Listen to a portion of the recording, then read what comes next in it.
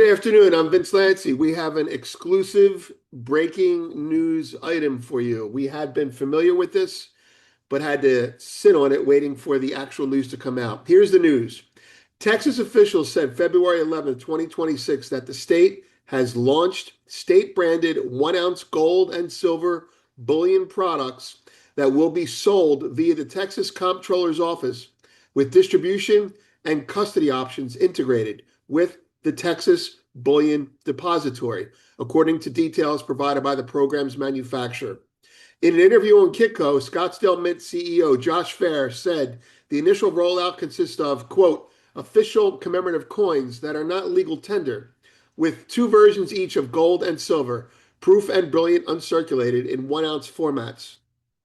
He said, they have done what we would call, or what they would call, official commemorative coins, and so they are not legal tender. That avoids problems with the Federal Reserve. You don't compete with the Federal Reserve on money. Fair said the coins are expected to be distributed broadly through the Bullion Retail Network, while also being offered directly on a Texas government website, an approach he described as unusual for bullion-style products in the U.S. They will also be selling it on a .gov website, which I don't know if we've ever seen anything like this before, at least in the United States.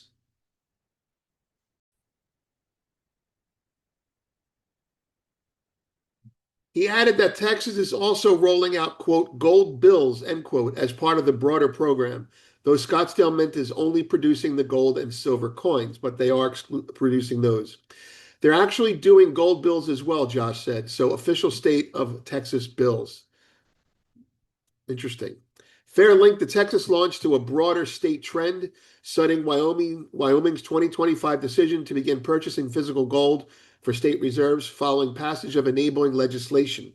He noted that his separate vaulting operation in Wyoming was selected over larger financial institutions like the JP Morgans of the world in that process, and said the move effectively placed the plumbing in place for recurring physical allocations. The state bought its first physical gold, he said. He characterized Wyoming as operating a sovereign buyer model, while describing Texas as moving towards a sovereign distributor model through state vault integration and direct bullion access. You take Wyoming, for example, they'd be a top 20 sovereign wealth fund in the world if they were in that category. Fair said multiple states are now evaluating similar measures, including reserve allocations, bullion tax reforms, and in-state custody strategy designed to retain capital flows within state borders. Yes, it is just beginning. He added that retail demand has accelerated alongside elevated government and institutional interest, contributing to extended lead times for certain fabricated products and tighter flows in some regions as metal shifts towards the U.S. and Asia. Europe is seeing a lot of the metal leave. There's a picture of the gentleman who signed the agreement and who made the presentation today. There's the Office of the Comptroller. Mr. Fair and other members of the council are there. We would add a couple things for you if you're trying to look for some perspective on this. This is the remonetization of gold. Now, it's not technically money to compete with the U.S. Fed, but each state is going to be issuing money in their own denomination, and that money will be used to take advantage of the 401k and IRA permission that has been enabled in February of this year. Each state is going to get involved in this in one way or another. You would assume that the lower tax states would start out first. If you're looking for which state would be next, look for states that have repealed sales tax. They will probably be next.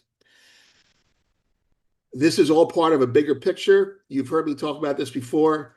Deglobalization means mercantilism. Mercantilism means a collapse of complexity, and the complexity collapsing also means states will be more independent in doing for themselves without violating federal rules.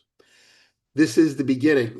We would call this, at Goldfix, we would call this kind of like an IPO. When a stock goes public, that stock becomes higher in price, usually because of the awareness of the public being made to its existence. And now, all those people that were buying gold coins at Costco, now they can buy them for their IRA. And this has been around for a while. Battalion Metals has also started selling coins, Tucker Carlson's business. We believe that this is the beginning of a trend. This is not a one-off, and it's not an aberration. And we believe that all the regulations are changing towards that.